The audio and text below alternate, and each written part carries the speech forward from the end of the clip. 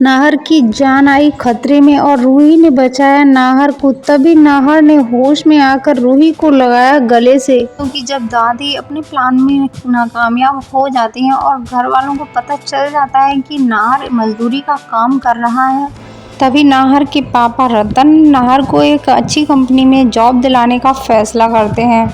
और वहीं दूसरी तरफ जब नाहर की दादी अपने प्लान में नाकामयाब हो जाती हैं, तभी वह रूही के घर से बाहर निकल जाती हैं। और जैसे ही दादी को पता चलता है कि नाहर नौकरी करके घर वापस आ रहा है, वैसे ही दादी घर से निकल जाती हैं। जब रूही नाहर को देखती है तो फिर उसे नाहर पर शक होता है और रूही को लगता है कि नाहर जरूर अपने काम के बारे में कुछ छुपा रहे हैं, जैसे कि वह अपने काम के बारे में नाहर से छुपा रही है। जब रूही खाना खिलाते समय नाहर के हाथ में चोट देखती है तो रूही के पैरों तले जमीन खिसक जाती है और रूही यह नहीं समझ पाती कि नाहर मजदूरी का काम कर रहा है। रूही खाना बनाती है और नाहर और रूही खाना खाकर सो जाते हैं। अगले दिन ही सुबह को रूही बड़े प्यार से नाहर के लिए खाना बनाकर टिफिन तैयार करती है। नाहर टिफिन को लेकर अपने काम पर चला जाता है और रूही भी अपनी साड़ी की दुकान पर काम करने के लिए चली जाती है।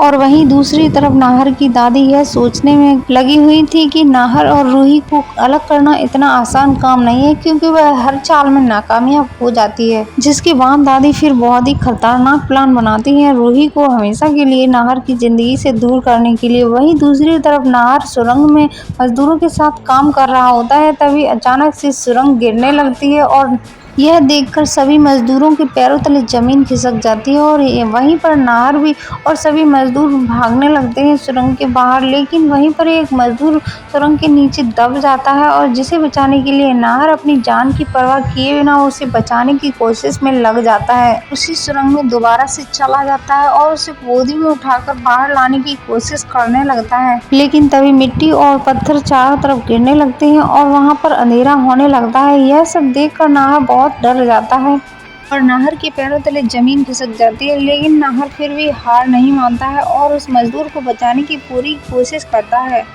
और इधर जब रूही साड़ी की दुकान पर काम कर रही होती है, तभी उसका मंगलसूत्र अचानक से टूटकर गिर जाता है और रूही का दिल जोर जोर से धड़कने लगता है और रूही को यह आभास हो जाता है कि उसकी नाहर की जान खतरे में है। रूही वहां से काम छोड़कर तुरंत भागने लगती है नाहर को बचाने के लिए। लेकिन रूही को यह नहीं पता होता है कि नाहर कहाँ पर काम करता है। लेकिन खाटू श्याम बाबा रूही की मदद करते हैं नाहर की जान बचाने के लिए। रूही खाटू श्याम बाबा की मदद से भागते भागते उसी सुरंग तक पहुंच जाती है जहां नाहर दबा होता है उस सुरंग के नीचे, और रूही जाकर के उसे बचा लेती है।